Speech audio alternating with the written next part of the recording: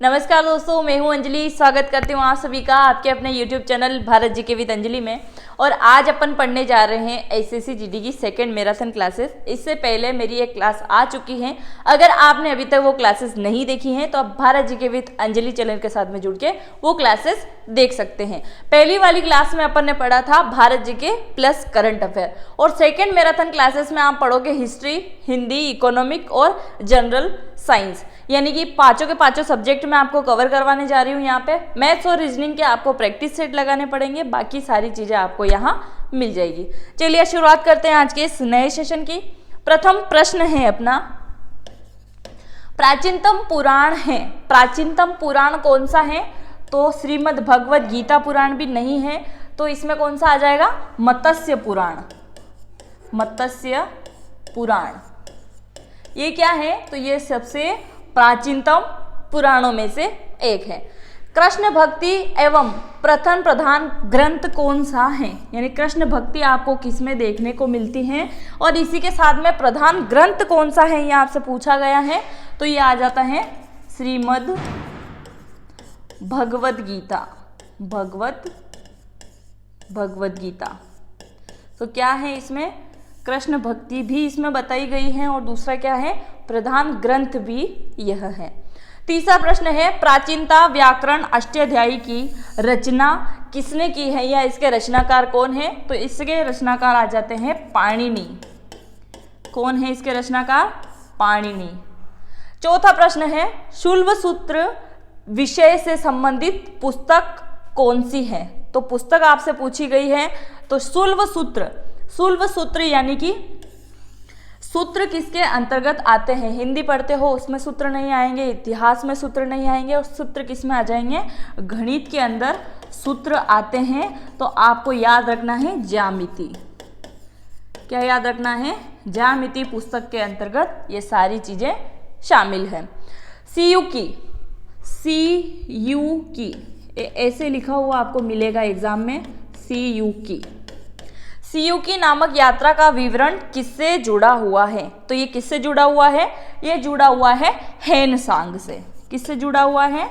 Hiuen Tsang से जुड़ा हुआ है। हेनसांग कौन से राजा के दरबार में आता है? ये आप मुझे कमेंट करके बताएंगे।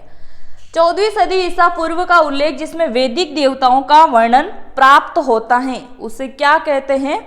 तो उसको कहा जाता है बोगज गोई। क्या कहा जाता है? बोगज गोई इसको कहा जाता है। और इस पुस्तक के अंतर्गत आपको क्या देखने को मिलेगा? तो वैदिक देवी देवताओं का वर्णन आपको इसके अंदर देखने को मिलेगा। अष्टांग हृदय संहिता किससे संबंधित है? तो ऐसे बहुत सारे नाम हैं जिसको आप लॉजिकली याद कर सकते हो, यानी कि प्रायोगिक बोल के भी आप याद रख सकते हो। अष्टांग यानी कि बॉडी के किसी पार्ट्स का यहाँ पे नाम लिया जा रहा है। हृदय ये भी बॉडी से ही संबंधित है। तो अष्टांग तो इलाज किसका कराते हो और कहाँ कराते हो? यानी कि चिकित्सा किसकी लेते हो?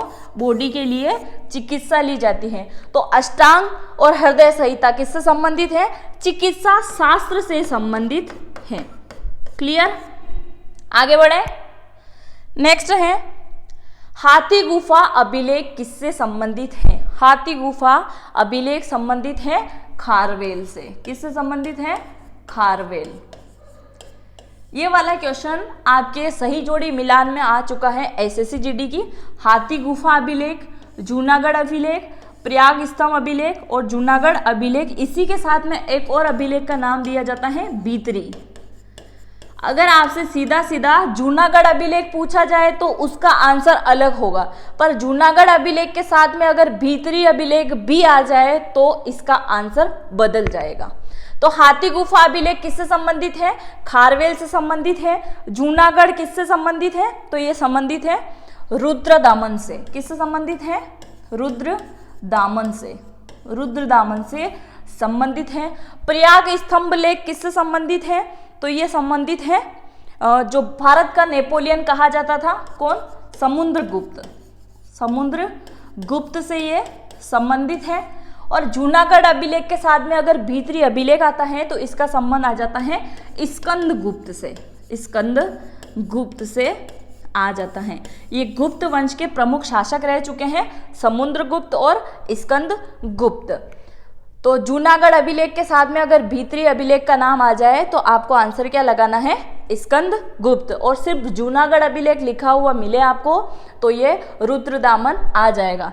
इससे पहले जो आपकी मार्च में जो एग्जाम हुई थी, मार्च में एसएससी जीडी की जो एग्जाम हो चुकी हैं उसमें सही जोड़ी मिलान के अंतर्गत ये वाला क्वेश्चन आ चुका है। तो हाथी गुफा, जूनागढ़, प्रयाग और जूनागढ़ के साथ में भीतरी, ये सही जोड़ी मिलान में आ चुका है। तो आप इसको अच्छे से नोट डाउन कर लीजिए। अशोक के नाम का स्पष्ट उल्लेख अभिलेखों से प्राप्त होता है। तो कौन से अभिलेख से प्राप्त होता है, तो ये होता है गुर्जरा, दूसरा आ जाता है नेटकी, तीसरा आ जाता है मस्की। तो गुर्जरा, नेटकी और मस्की, इन तीनों अभिलेख से क्या प्राप्त होता है, तो अशोक के बारे में आपको इससे जानकारी प्राप्त होती है। मध्य एशिया के बोगस कोई अभिलेख निम्नलिखित में से किन देवी देवताओं का वर्णन करता है या किन देवी देवता से यह संबंधित है। तो बोगस कोई, इसके बारे में अपन इससे पहले पढ़ चुके हैं, ये वाला क्वेश्चन आपने देखा है। बोगस गोई, इसमें क्या होता है, तो देवी देवताओं के बारे में वर्णन आपको मिलता है। सेकंड क्वेश्चन ये बना है कि बोगस गोई अभिलेख में कौन से देवी देवताओं का वर्णन मिलता है, तो इसमें मिलता है इंद्र, दूसरा देव, इंद्र देव अलग हैं, ये देव अलग हैं, इसके साथ में ही मित्र, ये देवताओं के नाम हैं जिनका क्या है, बोगस कोई में वर्णन मिलता है। क्लियर, आगे बढ़े। हल्दी घाटी का युद्ध कब हुआ है, तो हल्दी घाटी का युद्ध होता है 1576 में। किस किस के मध्य होता है, मुगलों और राजपूतों के मध्य होता है, मुगलों और राजपूतों के मध्य होता है। कहाँ पे होता है, तो हल्दी घाटी स्थान है, वहीं पे होता है, राजस्थान के अंतर्गत। और हल्दी घाटी का युद्ध कब होता है, 1576 में होता है। इसको आप IMP लगाएंगे क्योंकि आपकी एग्जाम में काफी टाइम ये वाला क्वेश्चन रिपीट हो चुका है। भारतीय पुरातत्व संरक्षण विभाग की स्थापना किसके कार्यकाल में होती है। भारतीय पुरातत्व संरक्षण, तो ये अंग्रेजों के समय होता है। तो कब होता है, लॉर्ड कर्जन के समय, लॉर्ड कर्जन के समय क्या होता है, इस विभाग की स्थापना होती है। अमरी संस्कृति कहाँ पनपी है, अमरी संस्कृति कहाँ पनपती है, तो ये सिंध के अंदर पनपती है। और वर्तमान में सिंध कहाँ पे है, पहले पंजाब में आया करता था और अभी पाक के अंतर्गत आता है बंटवारे के बाद में। पूर्व पाषाणकालीन मानव का मुख्य धंधा क्या था। पूर्व पाषाणकालीन में मानव के पास में और कोई कार्य नहीं था, तो ये प्रमुख क्या धंधा था इनका, शिकार करना। क्या था, शिकार करना इनका मुख्य व्यवसाय आप बोल सकते हो। प्रागैतिहासिक पुरातत्व का जनक कहा गया है, प्रागैतिहासिक का पुरातत्व का जनक इसको कहा गया है रॉबर्ट ब्रूसफ्रूट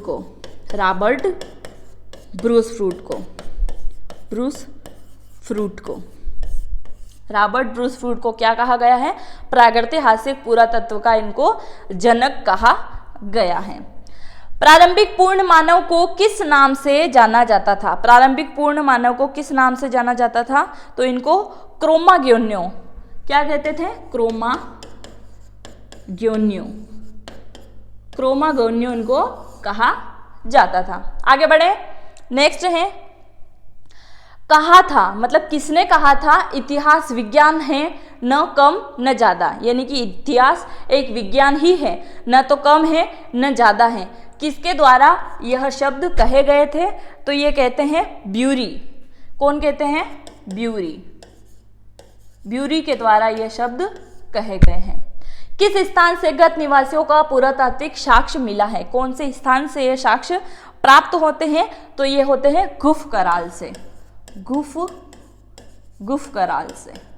खूफ कराल एक जगह का नाम है जहां से क्या होता है, गत निवासी पुरातात्विक साक्ष्य यहां से मिलते हैं कि यहाँ पे लोगों का निवास रहा है एक समय पे। प्राचीनतम कलाकृतियों का प्रमाण संबंधित है, तो किससे संबंधित है ये प्रमाण, तो ये संबंधित है पूरा पाषाण काल से। किससे संबंधित है, पूरा पाषाण काल, पूरा पाषाण काल से, पूरा पाषाण काल से संबंधित है। प्राचीनतम कलाकृतियां किससे संबंधित हैं, तो पूरा पाषाण काल से संबंधित है। ताम्र पाषाण कालीन मालवा संस्कृति के अवशेष प्राप्त होते हैं। कहाँ से प्राप्त होते हैं, तो ये होते हैं नवदा टोली, नवदा टोली कहाँ, माहेश्वर के अंदर, माहेश्वर के अंदर है नवदा टोली। वहां से क्या होता है, ताम्र पाषाणकालीन मालव संस्कृति का अवशेष यहां से प्राप्त होता है। मेसोलिथिक संस्कृति का महत्वपूर्ण स्थल भीमबेटका में स्थित है, यानी कि भीमबेटका कौन से राज्य के अंतर्गत आता है, तो ये आता है मध्य प्रदेश के अंदर, मध्य प्रदेश के अंदर। भीमबेटका के अंदर जो गुप्त चित्र बने हुए हैं उनको शैलाशय कहा जाता है भीमबेटका के अंतर्गत। पूरा पाषाण काल संबंधित है, तो पूरा पाषाण काल किससे संबंधित है, तो यह पूर्ण रूप से संबंधित है शैलाशय अधिवास से, शैलाशय अधिवास से। ये वाले भी आपके क्वेश्चन एसएससी जीडी के अंतर्गत आ चुके हैं, क्योंकि पूरा पाषाण काल, मध्य पाषाण काल और इसके बाद में नौ पाषाण काल और ताम्र पाषाण काल, तो ये भी सही जोड़ी मिलान के अंतर्गत क्वेश्चन आ चुका है। इसके बाद आता है मध्य पाषाण काल संबंधित है, तो मध्य पाषाण काल किससे संबंधित है, ये संबंधित है नदी तट और अधिवास से संबंधित है।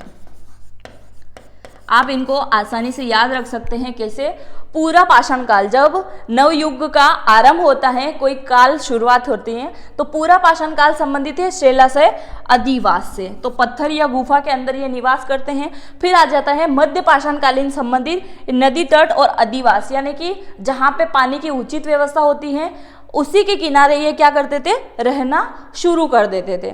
उसके बाद में मध्य पाषाण काल जैसे ही खत्म होता है, फिर आ जाता है नौ पाषाण काल, और नौ पाषाण काल के अंतर्गत क्या आते हैं, ये घर्त अधिवास करते हैं, घर्त अधिवास करते हैं, घर्त अधिवास कर देते हैं, यानी कि झोपड़ी वगैरह कुछ बनाना ये शुरू कर देते हैं। ताम्र पाषाण कालीन संबंधित है, तो ताम्र पाषाण काल आता है, तब तक क्या करते हैं, ये कच्चे पक्के मकान बनाना शुरू कर देते हैं, कच्चे पक्के मकान बनाना शुरू करते हैं, मकान बनाना शुरू करते हैं।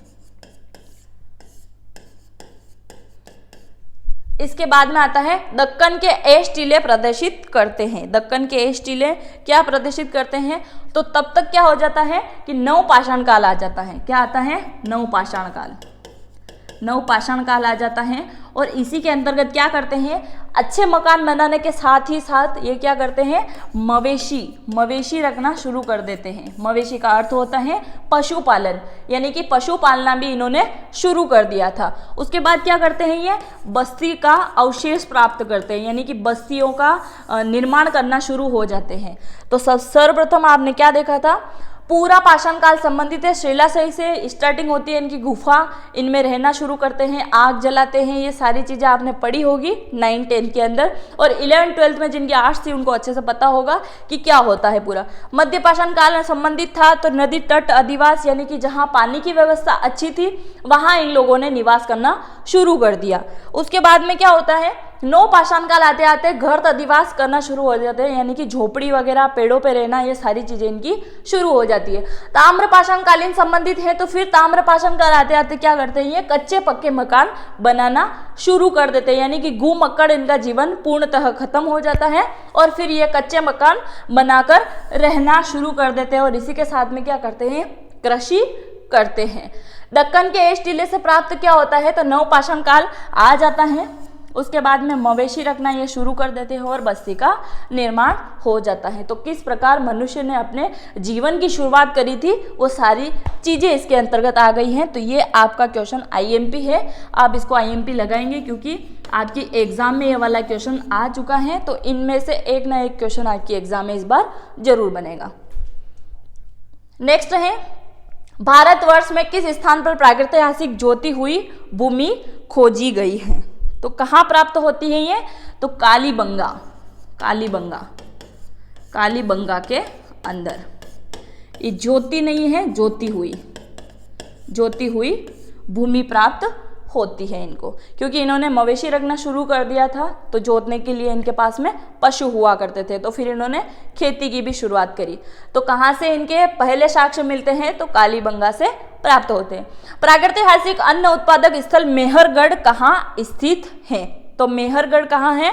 बेलन नदी के किनारे, बेलन नदी, बेलन नदी। अब बेलन नदी को बोलन नदी भी कहा जाता है। क्या कहते हैं? आप कंफ्यूज मत होना इस नाम को लेके, बोलन नदी भी इसको कहते हैं और बेलन नदी भी इसको कहा जाता है। वर्तमान में ये नदी कहाँ पे है? तो बलूचिस्तान में है। कहाँ पे है? बलूचिस्तान के अंदर, बलूचिस्तान। और बलूचिस्तान कहाँ आ जाता है? तो पाक के अंदर आ जाता है, यानी कि पाकिस्तान के अंतर्गत आ जाता है। तो जब भारत पाकिस्तान का बंटवारा नहीं हुआ था, उससे पहले ये हिस्सा अपने पास था। तो प्रागैतिहासिक अन्न उत्पादक मेहरगढ़, मेहरगढ़ कहाँ आ गया है? तो पाकिस्तान के अंदर है। तो वहाँ ये प्रथम साक्ष्य यहाँ प्राप्त होते हैं। नेक्स्ट क्वेश्चन है, भारत में व्यवस्थित कृषि का प्राचीनतम प्रमाण कहाँ से प्राप्त होता है? तो ये भी कहाँ से मिलता है? मेहरगढ़ से। इस टाइप के अगर प्रथम साक्ष्य से संबंधित कोई भी क्वेश्चन आ जाता है, तो आप बिना कुछ सोचे समझे सीधा आंसर लगाओगे बेलन नदी का या फिर मेहरगढ़। मेहरगढ़ आ जाए तो भी आंसर वही रहेगा, पाकिस्तान बलूचिस्तान आ जाए तो भी आंसर वही रहेगा, और बेलन नदी और मेहरगढ़ आ जाए तो भी आंसर आपका वही रहेगा।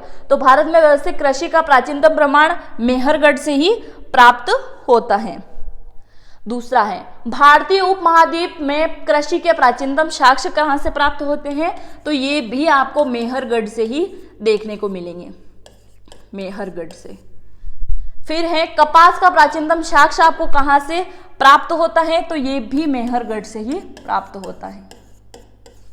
तो ये सारे के सारे क्वेश्चन आपको अच्छे से पता होना चाहिए कि सबसे व्यवस्थित कृषि अगर आपसे पूछे तो भी आंसर वही होगा, अन्न का अगर पूछे कि सर्वप्रथम अन्न कहाँ उगाया गया तो भी वही होगा, और प्राचीनतम कृषि साक्ष्य पूछे तो भी आंसर यही होगा, और प्राचीनतम साक्ष्य कपास का अगर आपसे पूछ लिया जाए तो भी आपका आंसर मेहरगढ़ ही होगा। नेक्स्ट है, भारतीय उपमहाद्वीप में धान की खेती का प्राचीनतम तमाम साक्ष्य किस पुरातात्विक स्थल से प्राप्त होता है? तो यह होता है कोल्डी हवा से, कोल्डी हवा, कोल्डी हवा कहाँ पे आ जाता है? ये यूपी वालों को अच्छे से पता होगा, क्योंकि कहाँ पे है ये? उत्तर प्रदेश के अंदर। कोल्डी हवा कहाँ पे है? तो ये है उत्तर प्रदेश के अंतर्गत।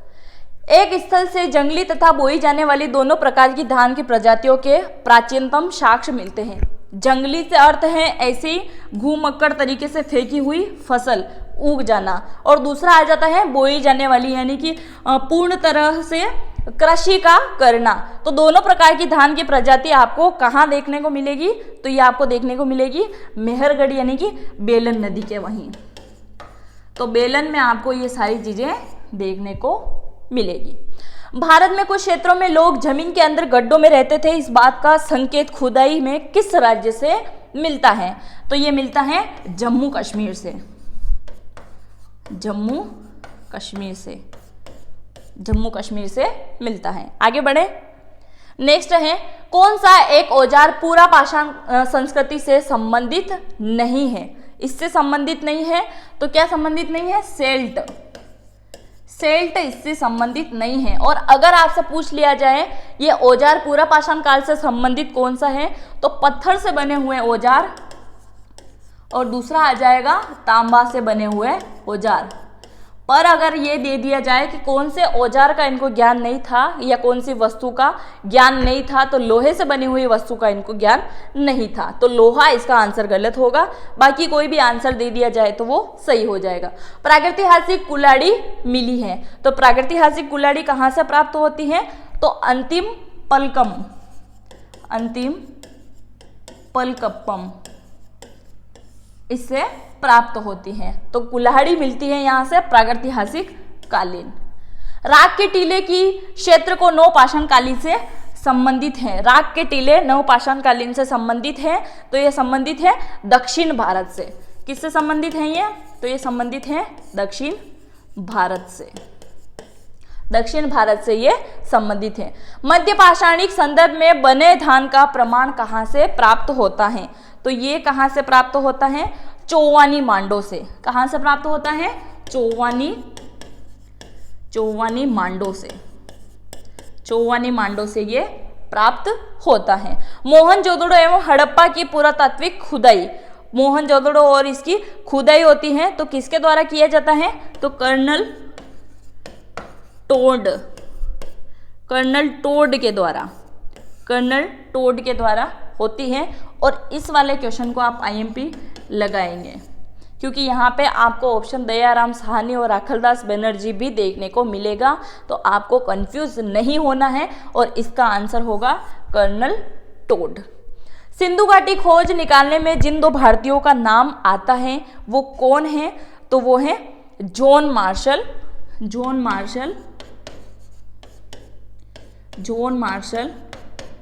और दूसरा कौन सा आ जाता है? तो ईश्वरी प्रसाद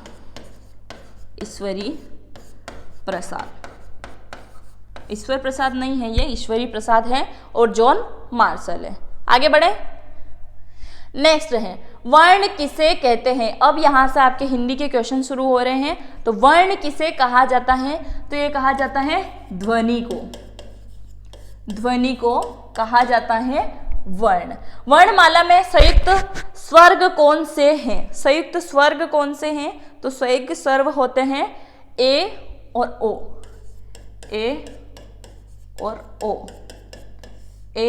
ओ होते हैं। व्यंजन श का उच्चारण स्थान होता है। उच्चारण स्थान होता है मुर्दा। क्या होता है? मुर्दा होता है। कौन से वर्णनों का उच्चारण स्वर और व्यंजन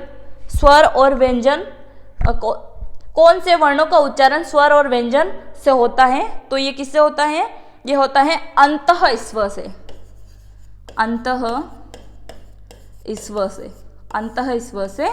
होता है। नेक्स्ट है कौन से वर्णों का स्वर और व्यंजन के बीच की कड़ी कहा जाता है? तो किस को कहा जाता है? तो ये कहा जाता है अयोग्यवाह को। किसको कहा जाता है? अयोग्यवाह को कहा जाता है। जिन शब्दों के अंत में अ आता है उन्हें क्या कहा जाता है? तो अ जिनके अंत में आ जाता है उनको अक्रांत कहा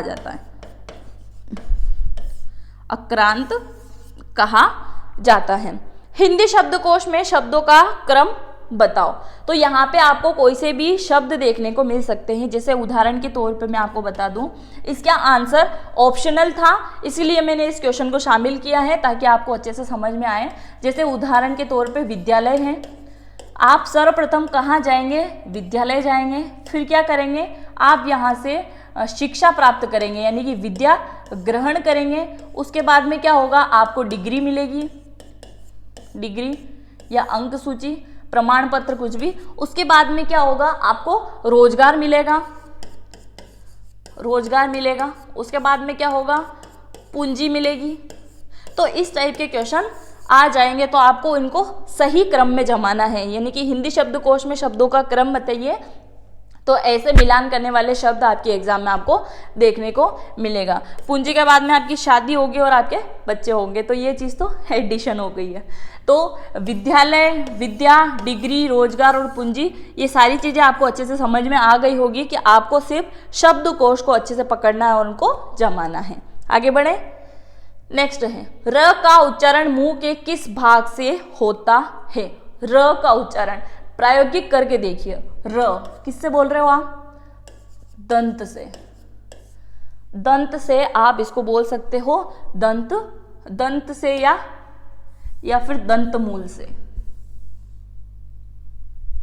दंतमूल, दंत लिखा हुआ है तो भी आंसर यही होगा और दंतमूल लिखा हुआ है तो भी आंसर यही होगा। जिन शब्दों के अंत में ई आता है उन्हें क्या कहा जाता है? तो उनको कहा जाता है एकरांत। एकरांत उनको कहा जाता है। माधवाचार्य के संप्रदाय के संस्थापक थे। माधवाचार्य किस संप्रदाय के संस्थापक थे?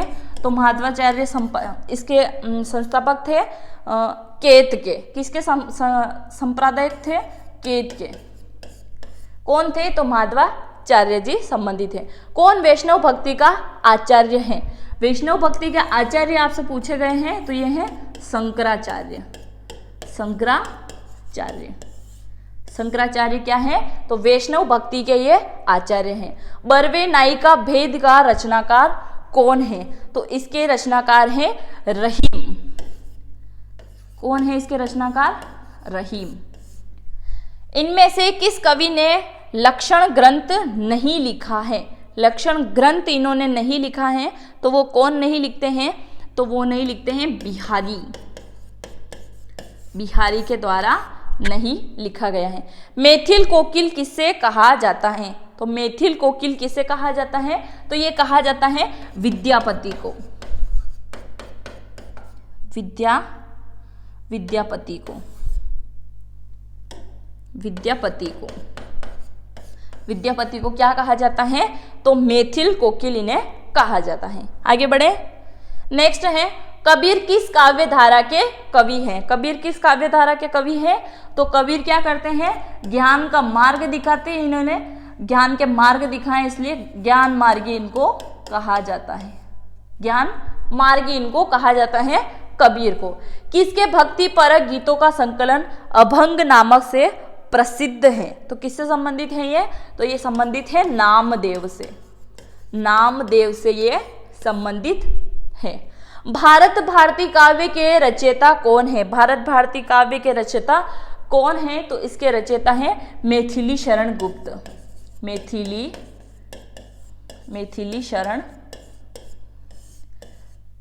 शरण गुप्त किससे संबंधित है? भारत भारती काव्य से संबंधित हैं। ये 11th-12th में आपने हिंदी में पढ़ा होगा। कवि सम्राट किसे कहा जाता है? कवि सम्राट किसे कहा जाता है? तो ये कहा जाता है अयोध्या सिंह को। किसको कहा जाता है? अयोध्या सिंह उपाध्याय। अयोध्या सिंह उपाध्याय को कहा जाता है कवि सम्राट। और ये वाला क्वेश्चन भी आपकी एग्जाम में काफी टाइम आ चुका है। कौन सी रचना तुलसीदास की नहीं है? तुलसीदास की बहुत सारी रचना है, मेघदूतम, कुमारवंशम, ये सारी चीजें किसकी हैं? तो तुलसीदास जी की रचना है। आपसे पूछा गया है कि कौन सी रचना तुलसीदास जी की नहीं है, तो ये क्या नहीं लिखते हैं? तो ये नहीं लिखते हैं रसविलास। रसविलास ये नहीं लिखते हैं तुलसीदास जी। साहित्य लहरी की विषय वस्तु क्या है? साहित्य लहरी की विषय वस्तु आपसे पूछी गई है, तो ये क्या है? तो ये है नायिका भेद। नायिका भेद। झांसीकृत पद्मावत है। झांसीकृत पद्मावत क्या है? तो ये है एक काव्य है। कौन सा काव्य है? रूपक काव्य। और ये वाला क्वेश्चन भी आपके एग्जाम में काफी टाइम रिपीटेड है, तो आप इसको IMP लगाएंगे। आगे बढ़े। जायसी और मल्लक मोहम्मद जायसी, इनसे संबंधित क्वेश्चन आपके एग्जाम में काफी टाइम बने हैं। कसाई बाड़ा कहानी के लेखक कौन है? कसाई बाड़ा कहानी के लेखक हैं शिव मूर्ति। कौन है? शिव मूर्ति क्या है? कसाई बाड़ा के लेखक हैं। शरीर की सबसे लंबी अस्थि कौन सी है, या ग्रंथि अगर आपसे पूछा जाए तो वो कौन सी है? फीमर, जांग की हड्डी। ये क्या है? तो ये शरीर की सबसे लंबी अस्थि है। शरीर में सबसे मजबूत ग्रंथि या हड्डी अगर आपसे पूछा जाए तो वो कौन सी आ जाएगी? जबड़े की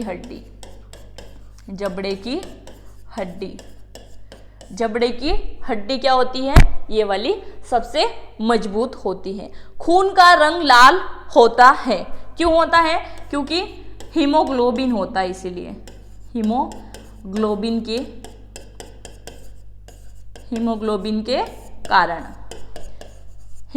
के कारण क्या होता है? खून का रंग लाल होता है। हीमोग्लोबिन यौगिक है। किसके हैं? तो ये संबंधित है प्रोटीन के, प्रोटीन के। लाल रक्त कणिकाओं का जीवन काल कितना होता है? तो इनका जीवन काल सिर्फ और सिर्फ 120 दिन का होता है, 120 दिन का होता है। और ये वाला क्वेश्चन भी आपकी एग्जाम में आ चुका है।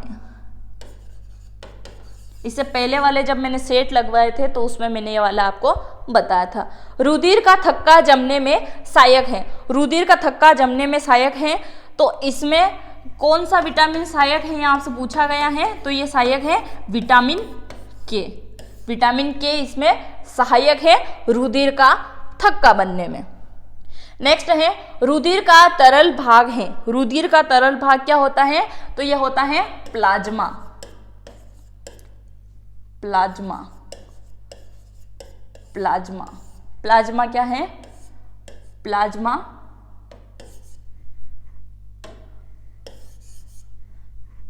रुधिर का तरल भाग है, प्लाज्मा। रक्त समूह में सर्वदाता और सर्वग्राही होता है। ये दो क्वेश्चन मैंने एक ही साथ में शामिल किए हैं। सर्वदाता होता है ओ पॉजिटिव, यानी कि सभी को अपना रक्त दान कर सकता है, और सर्वग्राही होता है ए और बी। ए और बी क्या होते हैं? सर्वग्राही होते हैं, यानी कि सभी से अपना मतलब सबका खून ये अपने अंदर ले सकते हैं। पीत उत्पन्न होता है, किसमें होता है? यकृत के अंदर होता है। पीत क्या होता है? बलगम, बलगम को क्या कहते हैं? पीत कहा जाता है। और ये किसमें बनता है? तो यकृत के अंदर बनता है। स्वस्थ मनुष्य का रक्तचाप कितना होता है? तो ये होता है 72। कितना होता है? 72। स्वस्थ मनुष्य का रक्तचाप क्या होता है? सॉरी, ये होता है 120 और 80। क्या होता है? 120 और 80 होता है। रक्त से अशुद्ध पदार्थों को अलग करता है, तो कौन अलग करता है ये? तो ये करता है वक्र। कौन करता है? वक्र, वक्र अलग करने का कार्य करता है। शरीर की सबसे बड़ी कोशिका होती है, तो ये होती है तंत्रिका कोशिका, तंत्रिका कोशिका। तंत्रिका कोशिका क्या होती है? शरीर की सबसे बड़ी कोशिका होती है। हाइड्रोफोबिया संबंधित है। हाइड्रोफोबिया, किसी को फोबिया हो जाता है, किसी को ऊंचाई से डर लगता है, किसी को पानी से डर लगता है, तो ये हाइड्रोफोबिया किससे संबंधित है? कुत्ते के काटने से, कुत्ते के काटने से। कुत्ते के काटने से क्या हो जाता है? फोबिया हो जाता है। अगर आपको कभी कुत्ता काटे तो 5 के 5 इंजेक्शन जरूर लगवा लीजिएगा। आगे बढ़े। नेक्स्ट है वायरोलॉजी संबंधित है। वायरोलॉजी किससे संबंधित है? तो ये संबंधित है विषाणुओं के अध्ययन से, विषाणुओं के अध्ययन से, विषाणुओं के अध्ययन से ये संबंधित है। खून का थक्का नहीं जमता। खून का थक्का किसमें नहीं जमता? तो हीमोफीलिया में, हीमोफीलिया में नहीं जमता। हीमोफीलिया रोग जो हो जाता है तो उसमें क्या होता है? रक्त का थक्का या खून नहीं जमता है। ट्राकोमा एवं ग्लूकोमा रोग संबंधित है, तो ये किससे संबंधित है? तो ट्राकोमा, जब आप आंखों का चेकअप करवाने जाते हो तो आपको बताया जाता है कि ये रोग आपकी आंखों में हो चुके हैं, ट्राकोमा और ग्लूकोमा। तो किससे संबंधित है ये आंख से संबंधित रोग है। किससे संबंधित है? तो आंख से संबंधित ये रोग है। प्लाज्मोडियम परजीवी है, प्लाज्मोडियम परजीवी है, तो ये किससे संबंधित है? तो ये कब होता है? जब आपको मलेरिया हो जाता है। क्या हो जाता है?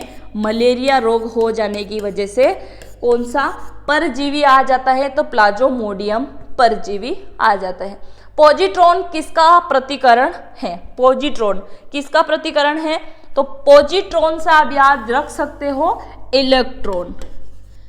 इलेक्ट्रॉन क्या याद रख सकते हो आप? इलेक्ट्रॉन, इससे याद रख सकते हो पॉजिट्रॉन से। जड़ों के रूपांतरण का उदाहरण है। जड़ों के रूपांतरण का उदाहरण क्या है? तो जड़ों का मतलब जड़ के द्वारा जो आपको फल प्राप्त होते हैं वो कौन कौन से हैं? मूली, सब्जी के अंदर भी आता है ये, शक्करकंद यानी कि जड़ों में जो प्राप्त होता है, शक्करकंद, गाजर, चुकंदर, तो ये सारी चीज़ें किसके अंदर आ जाती हैं? तो ये आती हैं जड़ों के रूपांतरण का एक उदाहरण है। यहाँ पे आपको फ्रूट के नाम भी देखने को मिलेंगे, पर जड़ से आपको ये चीज़ें समझना है। तनों के रूपांतरण का अगर आपसे पूछ लिया जाए तो तने के द्वारा क्या प्राप्त होता है? पालक आपको प्राप्त होता है, आलू भी आपको प्राप्त होते हैं। तो तने के द्वारा जो भी चीज़ें आपको प्राप्त होती है वो आप बेसिकली इन चीज़ों को अच्छे से याद रख सकते हो। आगे बढ़े। नेक्स्ट है लोहे की मात्रा सर्वाधिक होती है। लोहे की मात्रा, लोह मात्रा सर्वाधिक किसके अंतर्गत होती है? तो पालक के अंदर, पालक के अंदर। आप मुझे कमेंट करके बताएंगे कि विटामिन सी किसके अंतर्गत पाया जाता है। स्वस्थ शरीर में खून की मात्रा होती है। खून की मात्रा आपसे पूछी गई है तो कितनी होती है स्वस्थ शरीर में? 5 से 6 लीटर, 5 से 6 लीटर होती है। वायुमंडल में ऑक्सीजन की मात्रा संतुलित होती है। वायुमंडल में ऑक्सीजन की मात्रा संतुलित होती है तो किसकी वजह से होता है? तो प्रकाश संश्लेषण, प्रकाश संश्लेषण, प्रकाश संश्लेषण की वजह से होता है। क्या होता है? तो वायुमंडल में बहुत सारी गैसें होती है, उसमें ऑक्सीजन की मात्रा को संतुलित रखने का अगर कोई कार्य करता है तो प्रकाश संश्लेषण की प्रक्रिया करती है। कवकों का अध्ययन कहलाता है। कवकों का अध्ययन क्या कहलाता है? तो ये कहलाता है माइकोलॉजी। माइकोलॉजी, माइकोलॉजी क्या कहलाती है? तो कवकों का अध्ययन कहलाती है। हड्डियों में मुख्यतः पाया जाता है। तो हड्डियों के अंदर कैल्शियम, कैल्शियम और दूसरा क्या पाया जाता है? तो पाया जाता है फास्फोरस, फास्फोरस, फास्फोरस, फास्फोरस पाया जाता है। अर्थशास्त्र का जनक या जन्मदाता कहा जाता है। अर्थशास्त्र का तो किसको कहते हैं? एडम स्मिथ को, एडम स्मिथ को कहा जाता है। क्या कहा जाता है? अर्थशास्त्र का जनक या जन्मदाता, इन्हीं को कहा जाता है, एडम स्मिथ को। अर्थशास्त्र धन का विज्ञान है, यह किसने कहा था? तो यह कहा था एडम स्मिथ ने, एडम स्मिथ के द्वारा कहा गया था। आगे बढ़े। नेक्स्ट है अर्थशास्त्र एक और धन का अध्ययन है तो दूसरी ओर जो कि अधिक महत्वपूर्ण है मनुष्य के अध्ययन का एक भाग है। यह किसने कहा था? तो ये भी एक प्रमुख रूप से अर्थशास्त्री है जिनके द्वारा कहा गया था। प्रथम अर्थशास्त्री अगर आपसे पूछा जाए तो वो एडम स्मिथ आते हैं और दूसरे नंबर पे किसका नाम आता है? तो प्रोफेसर मार्शल का यहाँ पे नाम आता है, प्रोफेसर मार्शल। तो इनके द्वारा क्या कहा गया था कि अर्थशास्त्र एक और धन का अध्ययन है तो दूसरी ओर जो कि अधिक महत्वपूर्ण है एवं मनुष्य के अध्ययन का एक भाग है, यह प्रोफेसर मार्शल के द्वारा कहा गया है। देश की कुल जनसंख्या 2011 के अनुसार कितनी है? तो 125 करोड़ है। कितनी है? 125 करोड़ हैं। और अभी क्या लगता है आपको कितनी जनसंख्या हो सकती है? आप मुझे कमेंट बॉक्स में जरूर बताइएगा। जनसंख्या का विश्व में प्रतिशत कितना है? यानी कि पूरे विश्व में जितनी भी जनसंख्या है उसमें भारत का कितना प्रतिशत है? तो ये आ जाता है 17.7%। कितना है? 17.7% आ जाता है। सर्वाधिक शहरी जनसंख्या वाला राज्य आपसे पूछा गया है तो वो कौन सा आ जाएगा? गोवा। कौन सा आ जाएगा? गोवा। यहाँ पे क्या होता है? सर्वाधिक शहरी जनसंख्या यहाँ पे निवास करती है।